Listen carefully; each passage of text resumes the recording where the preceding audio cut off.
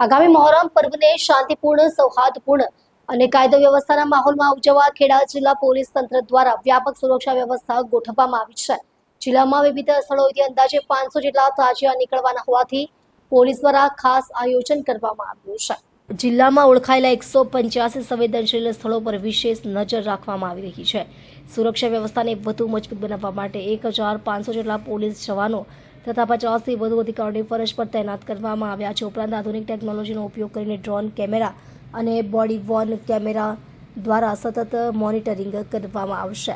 Police તંત્ર દ્વારા છેલ્લા 3 દિવસથી સંવેદનશીલ વિસ્તારોમાં સતત ફૂટ પેટ્રોલિંગ હાથ ધરવામાં આવ્યું છે, જેથી કોઈ અનિચ્છનીય ઘટના ન બને અને લોકોમાં સુરક્ષાની ભાવના જળવાઈ રહે. આ ઉપરાંત નડિયાદ ખાતે શાંતિ સમિતિની બેઠક યોજાઈ હતી, જેમાં હિન્દુ અને મુસ્લિમ સમાજના આગેવાનો, ધાર્મિક પ્રતિનિધિઓ તથા પોલીસ અધિકારીઓ ઉપસ્થિત રહ્યા હતા. બેઠક દરમિયાન સૌએ પરસ્પર સહયોગ અને ભાઈચારાની ભાવના સાથે મહોરમ પર્વની ઉજવણી કરવા અપીલ કરી હતી. ખેડા જિલ્લા પોલીસ દ્વારા લોકોને અફવાઓથી દૂર રહેવા, સોશિયલ મીડિયામાં ભ્રામક માહિતી શેર ન કરવા અને કોઈ પણ શંકાસ્પદ પ્રવૃત્તિ અંગે તાત્કાલિક પોલીસને જાણ કરવા અનુરોધ કરવામાં આવ્યો છે. મહોરમ પર્વ દરમિયાન સમગ્ર જિલ્લામાં શાંતિ અને કાયદો વ્યવસ્થા જળવાઈ રહે તે માટે પોલીસ તંત્ર સંપૂર્ણ સતર્કતા સાથે કામગીરી કરી રહ્યું છે.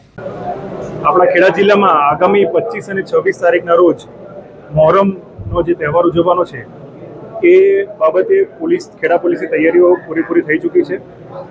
બંદોબસ્ત જોવા જઈએ તો લગભગ 1500 જેટલી પોલીસ અને 50 જેટલા અધિકારી એ બંદોબસ્તમાં હાજર રહેશે.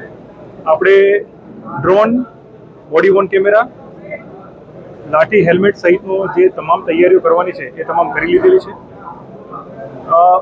આખા જિલ્લામાં કુલ 500 જેટલા તાજિયા નીકળશે નાના મોટા, જેમાંથી 185 જેટલા તાજિયા મોટા છે કે જેમાં 1000થી વધારે લોકો જોડાતા હોય છે.